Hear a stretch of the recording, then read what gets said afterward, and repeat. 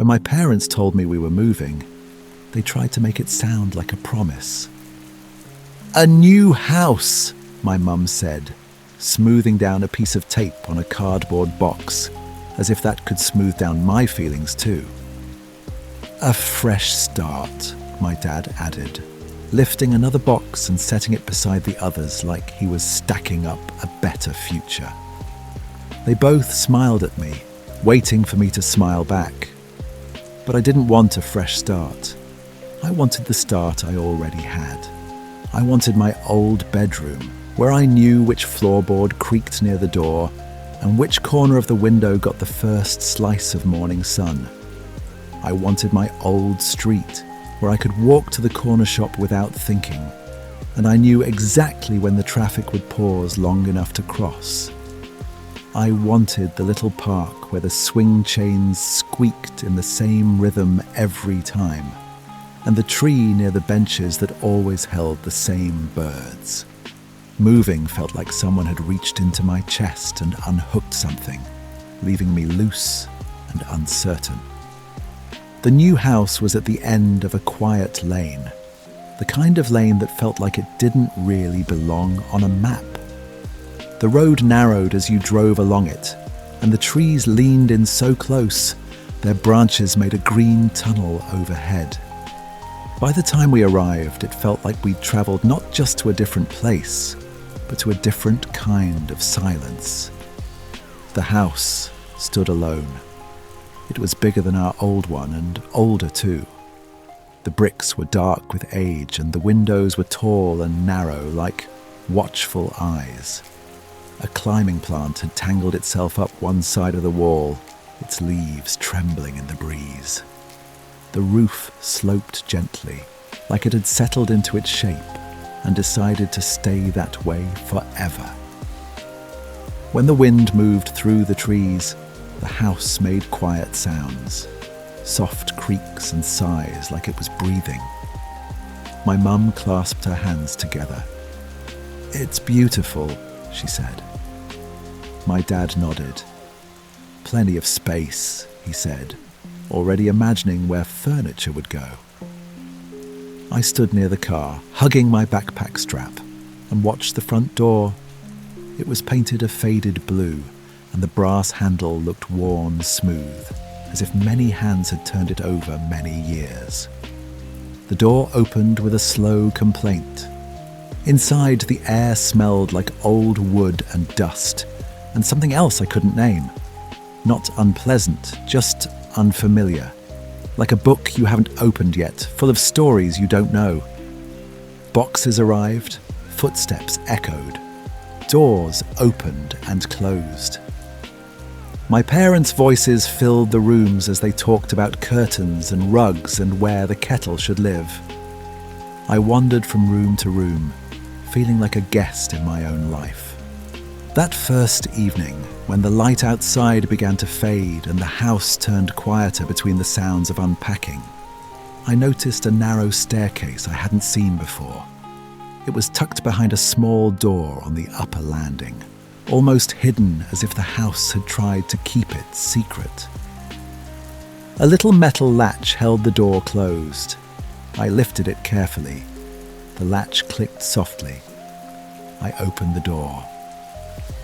A steep staircase rose into darkness, and the air that drifted down was cooler than the rest of the house. It smelled older too, like stored away winters and forgotten summers. Curiosity tugged at me. I stepped onto the first stair and it creaked. The sound echoed up into the dark. I paused, listening, half expecting someone to call my name. But the house stayed quiet, and downstairs my parents were busy arguing gently about whether the sofa would fit through the living room doorway. So I climbed. Each step groaned under my weight, as if it remembered every foot that had ever used it. At the top was another door, smaller, made of rough wood, with a thin crack of light underneath it. I pushed it open. The loft was dim and dusty, but not pitch black. A single round window at the far end let in a soft, grey-blue light, from the evening sky. Dust floated in that beam, drifting slowly like tiny planets. The loft smelled like time. Old trunks and boxes were stacked along the walls. A broken chair leaned against a pile of rolled-up rugs. Something long and wrapped in cloth, maybe a mirror, rested on two wooden beams. Everything looked like it had been waiting. I took a cautious step inside, and the floorboards gave a low creak in response. Then I saw it. In the far corner, where the shadows were thickest, something was glowing. Not bright like a torch, not harsh. It was gentle, soft and steady, like moonlight caught in a jar. It pulsed faintly, as if it had a slow heartbeat. My breath caught. I blinked, convinced it would disappear. It didn't. I walked toward it, my socks whispering over the dusty wood. The glow grew clearer as I got closer. It was coming from beneath the faded blanket, the kind with frayed edges, and a pattern that had once been colourful. I knelt and lifted the blanket. Underneath lay a stone. It was smooth and oval, about the size of my fist. The surface shimmered as if it were wet, but it wasn't. Light moved beneath it, swirling softly like mist trapped inside glass. I reached out. The moment my fingertips touched the stone, warmth spread through my hand. Not heat, comfort, like holding a mug of cocoa on a cold day, like standing in sunshine after being in shade. The glow brightened slightly, and I felt, truly felt, that the stone had noticed me. "Hello," I whispered, feeling silly and brave at the same time. The stone didn't speak, of course. It didn't move, but it seemed to hum in my palm, a quiet vibration that wasn't sound exactly, but something deeper, something that made my chest feel calm. I picked it up carefully. It fit perfectly in both hands, as if it had been made to be held. As I stood, the stone's glow cast soft light over my fingers, making my skin look pale and almost translucent. It was beautiful, strange, impossible, and I knew, with a certainty that made my heart race, that my parents had to see it. I hurried down the stairs, taking care not to drop it. Each creak felt louder now, as if the house was warning me not to take this secret away from the loft. But I didn't stop. "Mum!" I called as soon as my feet hit the landing. "Dad, you have to come see what I found." They were in the kitchen, surrounded by boxes and half-unwrapped plates. My mum looked up first. "What is it, love?" "This," I said, holding the stone out in front of me. "It was in the loft. It's glowing." My dad leaned forward. My mum squinted. Then they both looked at my hands with the same confusing expression. "Sweetheart," my mum said carefully, "what are you holding?" My stomach tightened. "The stone," I said. "Right here. Look." My dad frowned. He reached out as if to take it, but his hand closed on empty air. He pulled back quickly, startled by nothing. "I don't see anything," he said, his voice gentle but certain. I stared at him. "But it's... Dad, it's right there." My mum laughed softly, the way people do when they think something is a joke, but her eyes weren't joking. They were worried. "Maybe you're tired," she said. "It's been a long day." "I'm not tired," I said, feeling my voice rise. "It's real. It's in my hands. It's warm. It's glowing." My dad exchanged a glance with my mum, the kind of glance adults think kids can't decode. "Sometimes," Dad said slowly, "when you're stressed, your imagination can feel very real, It's not my imagination, I insisted. Please, just how can you not see it?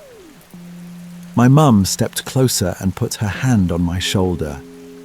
We believe that you think you see something, she said softly. But there's nothing there. Nothing there. I looked down at the stone. It glowed steadily in my hands, as if to prove itself. And yet, to them, my hands were empty. I didn't know what was worse, that they couldn't see it, or that they looked at me like I was fragile. That night, I took the stone to bed. I waited until my parents were downstairs, talking in low voices, and then I slipped the stone under my pillow. Its glow seeped through the fabric, painting gentle patterns on the wall.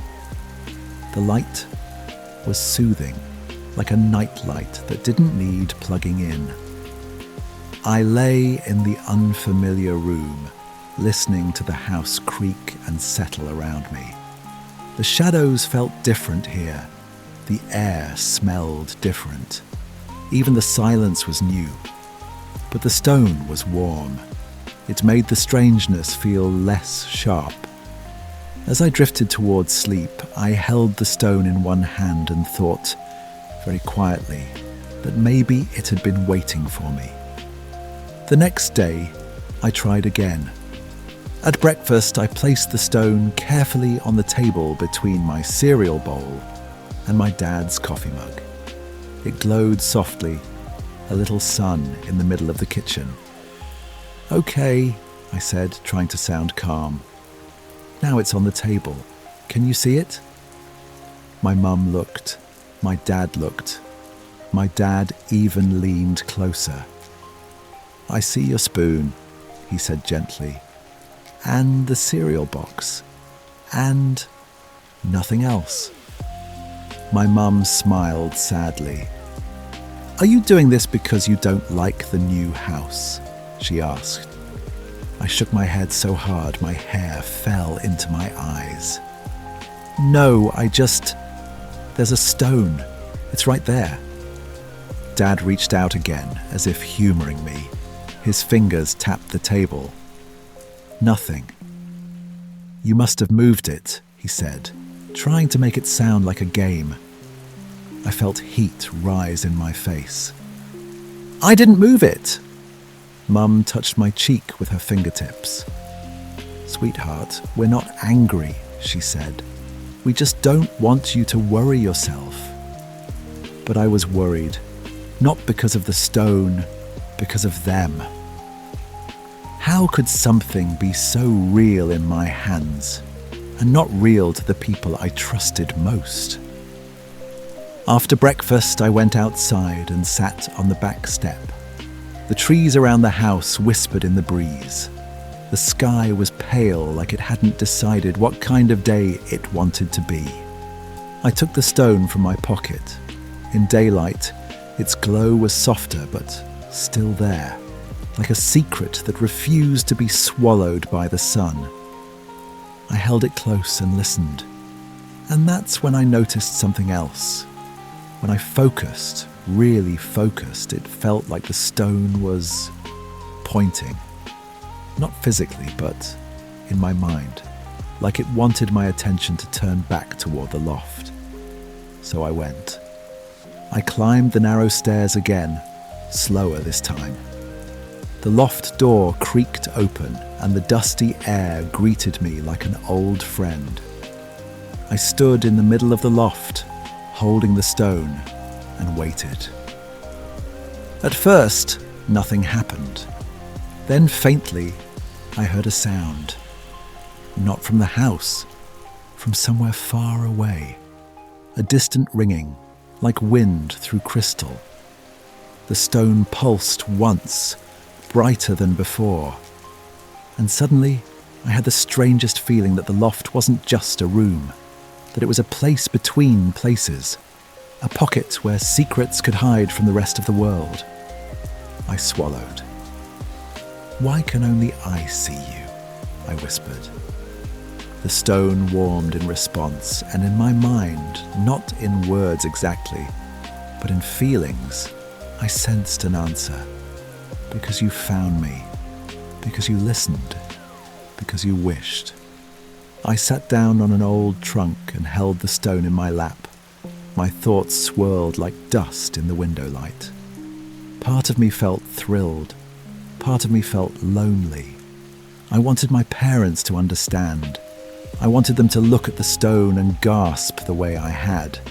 I wanted them to believe me without the careful smiles. But every time I tried, they didn't. Days passed. Boxes became furniture.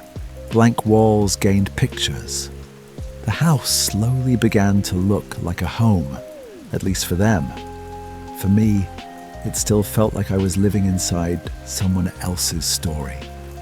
At night, I lay awake listening to my parents' voices downstairs. They sounded happy, tired, busy. They sounded like people who were sure of where they were. I didn't feel sure of anything. One evening, after my dad told me for the third time that we should stop talking about the invisible stone, I went up to my room and shut the door. Not gently, not quietly. I sat on my bed and pulled the stone from my pocket. It glowed softly, as if it didn't mind being doubted. But I did mind. I felt something tight and sharp in my chest. A feeling like being left out, like being alone in a crowded room. "No one believes me," I whispered, tears stinging my eyes. The stone warmed. "I'm not trying to make things difficult," I said, my voice trembling. I just want someone to see what I see." Outside, the wind rattled the branches. The house creaked. I held the stone with both hands and closed my eyes. And in that moment, a wish rose up inside me. Not carefully, not politely. It burst out like a bird escaping a cage. "I wish I could fly away," I whispered. "I wish I could go somewhere else, somewhere magical, somewhere I'm not treated like I'm imagining everything." The stone pulsed. The warmth surged through my palms, up my arms, into my chest. The air in the room began to hum. Not loud, just present, like the room itself was vibrating with possibility. I kept my eyes shut, holding the stone tighter. Then the humming grew stronger, and the temperature shifted, as if the air around me had opened into a wider world. When I opened my eyes, I was no longer in my room. Wind rushed past my ears, cool and fierce and alive. The sky stretched endless above me, bright blue with clouds like soft islands. And beneath me, scales. I was sitting on the back of a dragon. It was enormous, bigger than any creature I could have imagined. Its scales were deep emerald green, each one catching the sunlight like polished glass. Its wings stretched wide and powerful, beating the air in slow, steady rhythms that made the wind roar. I froze, gripping tightly with both hands. The stone was still in my palm, glowing brighter than ever. The dragon turned its head slightly, one golden eye glancing back at me. Its gaze was ancient and calm. And then a voice spoke, not out loud, but inside my mind, deep as thunder beneath the earth. "Hold on, little wishmaker." I could barely breathe. Where am I?" "You are between the world you know," the dragon said, "and the world you asked for." The dragon banked gently, and my stomach fluttered, but the motion was smooth, like riding a wave. Below us, the clouds parted, and I saw it, a kingdom unlike anything I'd ever seen. Forests shimmered in shades of blue-green, as if their leaves were made of glass. Rivers glowed with silvery light, winding like ribbons through valleys. Towers rose in the distance, tall and elegant, catching the sun so they sparkled. Floating islands drifted in the air, connected by bridges that seemed spun from moonlight. I stared until my eyes watered. "It's real," I whispered. "Real enough," the dragon replied, amused. We descended toward a wide stone platform at the edge of a city. The dragon landed with surprising gentleness, folding its wings with the grace of something that had done this many times. My legs trembled as I climbed down. The ground felt solid beneath my feet, but everything else felt like a dream that refused to fade. The air smelled sweet, like wild flowers and rain. The dragon lowered its head, watching me. "Welcome to Aeloria," it said. "Aeloria," I repeated, tasting the word. The dragon's eye flicked to the stone. "You carry a heartstone," it said. "It does not answer to everyone. It answers to those who listen and those who wish with true feeling." I looked down at the glowing stone in my hands. Why could only I see it? "Because you were the one it chose," the dragon replied. "Or perhaps you were the one who chose it." Before I could ask more, I heard footsteps. Light footsteps, quick and curious. "Hey!" a voice called. "You can't just drop out of the sky like that." I turned. A girl stood a few steps away, staring at me with wide, bright eyes. Her ears were pointed like in fairy tales. Her hair was the color of autumn leaves, copper and gold, and it fell in soft waves around her shoulders. She wore a simple tunic and leggings, and a small bow rested across her back. She looked about my age. She looked completely unafraid. "I'm Lyra," she said, stepping closer, "and you are definitely not from here." I started, then realized I didn't know how to explain myself. "I'm from somewhere else." Lyra studied me for a moment, then her gaze dropped to my hands, to the stone. Her expression changed instantly. All her curiosity turned to something quieter, something like respect. "You have a heartstone," she whispered. "You know it?" I asked. Lyra nodded slowly. "We hear stories," she said. "Old stories, about stones that carry wishes and doors that open when someone needs them." "I wish to fly away," I admitted. Lyra's eyes softened. Then the stone listened. The dragon gave a low, rumbling sound, almost like a chuckle. "Take care of the wishmaker," it told Lyra. The heartstone brought him for a reason. And with that, the dragon spread its wings, lifted into the air, and soared away, leaving the wind swirling behind it. I watched until it became a speck against the sky. Then I looked at Lyra. "So, what now?" I asked. Lyra grinned, and the grin felt like sunlight. "Now," she said, "I show you Aeloria." We walked into the city together. The streets were made of pale stone that shimmered faintly, as if each slab held starlight. Buildings curved upward like shells, their windows shaped like leaves and teardrops. Hanging lanterns drifted in the air without strings, glowing softly even in daylight.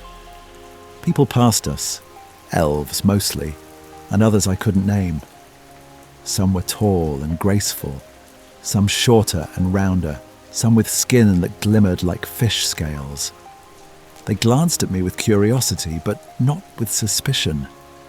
It felt like in this place, strange things were simply part of life. Lyra led me past a fountain where water arched upward and floated in spirals before falling back down, sparkling like diamonds. "Is everything magic here?" I asked. Lyra shrugged. "It's just Eloria," she said. "Magic is like weather. It's everywhere. You don't question it." My chest felt lighter with every step. For the first time since we moved, I wasn't trying to prove anything. I wasn't being told I was imagining things. I was simply here. Lyra took me through a marketplace filled with soft music and the smell of warm bread. Stalls sold glowing fruit, jars of tiny humming lights, and fabrics that change colour when you touch them. A vendor offered me a small pastry shaped like a star. I hesitated, then took it. It tasted like honey and cinnamon, and something that reminded me of home, even though I couldn't explain why. As we walked, Lyra told me stories. She told me about the twin moons, which rose together every night, one silver and one pale blue. She told me about the whispering woods, where trees remembered every secret ever spoken beneath them. She told me about the sky bridges, woven from moon thread by ancient weavers. And then her voice grew quieter. "And she told me about the Hollow King," she said. "The Hollow King?" I asked. Lyra nodded. "A shadow that lives beyond the far hills," she said softly. "He collects lost wishes, wishes that were made in anger or sadness or loneliness. He feeds on them and he grows stronger." I felt the stone warm in my palm, as if it didn't like hearing that name. "Is he real?" I asked. Lyra glanced at the stone, then at me. "Real enough," she said. We left the city by a path that led into glowing fields. The grass was pale green and silver, bending like waves in the breeze. In the distance, the whispering woods rose like a wall of dark blue leaves. Lyra walked lightly beside me, humming a soft tune. "Why did you wish to fly away?" she asked after a while. I hesitated. The truth felt big. "Because no one believed me," I said finally. "I found the stone. My parents couldn't see it. They thought I was making it up.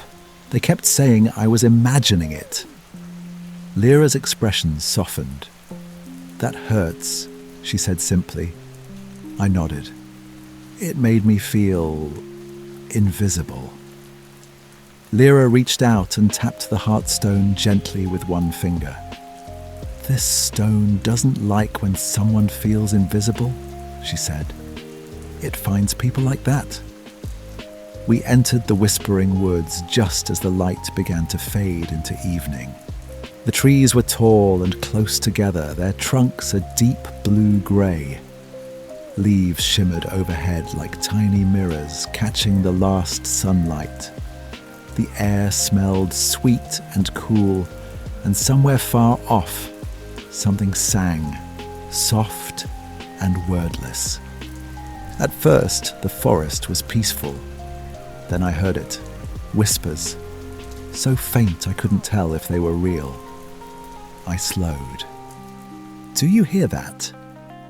Lyra nodded. "The trees remember," she said. "Sometimes they speak their memories out loud." The whispers drifted around us like wind. I couldn't make out full sentences, but I caught fragments. Laughter, a name, a promise. The sound made my skin prickle. We walked deeper.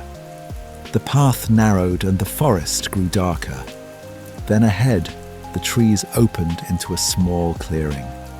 In the center of the clearing stood a stone archway, covered in vines that glowed faintly. The archway looked ancient, older than the forest itself. Lyra stopped. Her face grew serious. "That's a gate," she whispered. "A gate to where?" I asked. Lyra's eyes flicked to my heartstone. "To the place lost wishes go," she said. The stone in my hands pulsed. I swallowed. "Why are we here?" Lyra took a slow breath. "Because," she said, "the heartstone brought you here. And I think it wants you to do something." Before I could respond, the air in the clearing changed. It felt colder. The whispers stopped. A shadow slid across the ground, even though no cloud passed overhead. From the archway, darkness seeped like smoke. And in that darkness, I felt something watching. A presence. Hungry. Hollow. Lyra stepped closer to me. "Don't be scared," she whispered. But I was scared. The shadow thickened, forming a shape taller than any person. It didn't have clear edges. It looked like night trying to stand upright. In its center was a faint glimmer like the suggestion of eyes. A voice brushed against my mind, thin and cold. "Wishmaker." My heart thudded. The stone warmed, brighter now, like it was gathering courage. "You don't belong here," Lyra said, lifting her chin. The shadow's attention shifted to her. "Elf child," it whispered, "still guarding what you cannot keep." Lyra's fingers tightened around the strap of her bow. "Go back," she said firmly. The shadow laughed without sound. Then it leaned closer, and I felt it tugging, not at my body, but at my feelings, at my loneliness, my frustration, the wish I'd made in my bedroom. It wanted that wish. It wanted the sadness underneath it. I squeezed the heartstone hard. "Stop," I whispered. The stone pulsed and warmth surged through my hands into my chest. The shadow recoiled slightly. Lyra's eyes widened. "It listens to you," she said. "Tell it what to do." I didn't know how. I wasn't a hero. I was just a kid who wanted someone to believe him. But I closed my eyes and thought of my parents. I thought of my mum's worried smile, my dad's gentle voice. I thought of the way they had looked at me like I was fragile. And suddenly, I understood something. They hadn't meant to hurt me. They just couldn't see what I could see. The wish I'd made wasn't really to escape them. It was to be understood.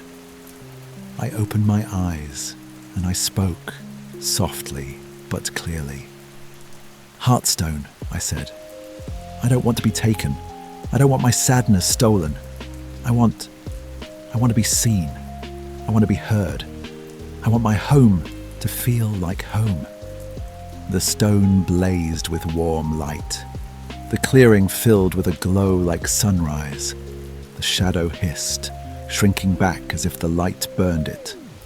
It tried to pull away into the archway, but the heartstone's glow spread outward, sealing the darkness like a curtain drawn closed. With a final silent shudder, the shadow vanished. The air warmed again. The whispers returned, softer now, like a forest sighing in relief. Lyra exhaled shakily. "You did it," she said. "I didn't fight it," I murmured. "I just changed my wish." Lyra smiled. "That's the strongest kind of magic," she said. "Not running away, choosing differently." We left the clearing as the twin moons rose, one silver, one pale blue, casting gentle light through the trees. Later, we sat on a hill overlooking the city. Lanterns drifted above the rooftops like floating fireflies. The air was cool, and the grass shimmered faintly beneath us. Lyra sat with her knees pulled up, her arms wrapped around them. "Will you stay?" she asked quietly. I looked down at the heartstone. Its glow had softened again, steady and calm. "I don't know," I admitted. "Part of me wants to. Here, people believe me. Here, magic is real." Lyra nodded slowly. "But you miss them," she said. I swallowed. "I miss being sure," I said. "I miss feeling like I belong." Lyra leaned closer and tapped the stone gently again. "Then make a wish," she said. "Not to escape, not to run. A true wish." The wind brushed past us. The city lights twinkled below.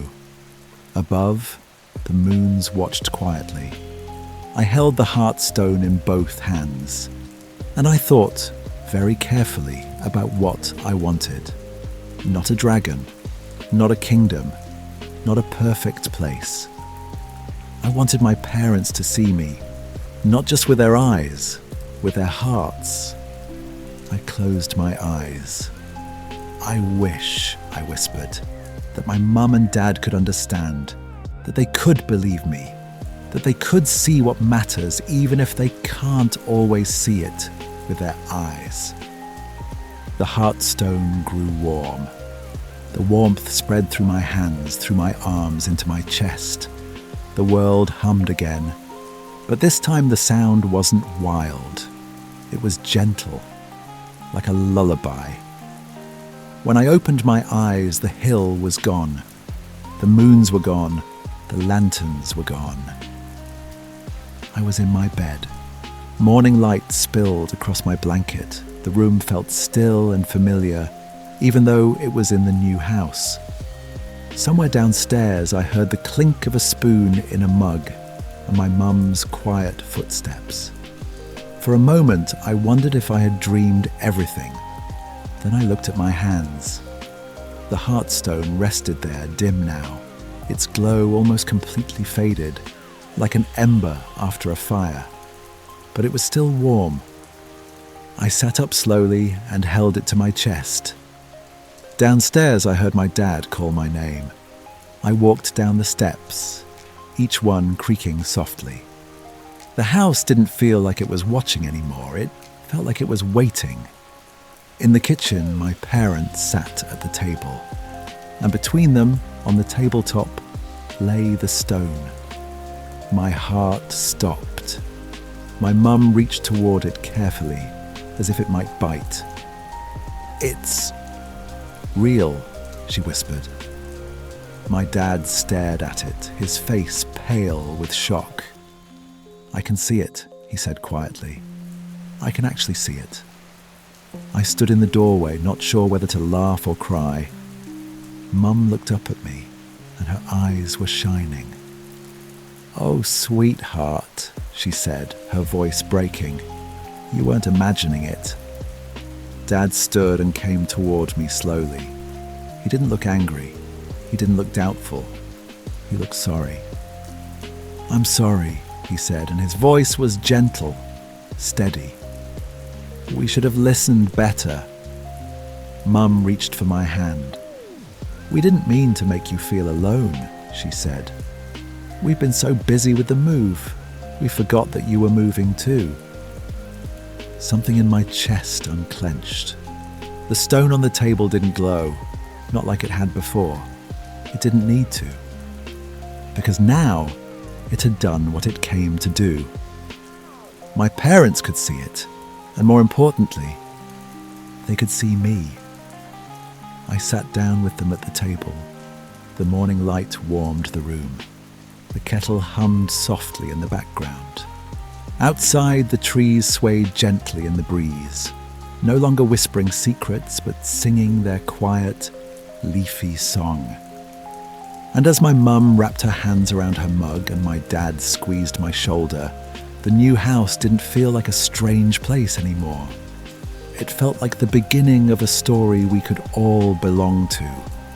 And somewhere, deep inside my pocket, even though it was quiet now, I could almost feel the heartstone resting, calm, content, and still warm.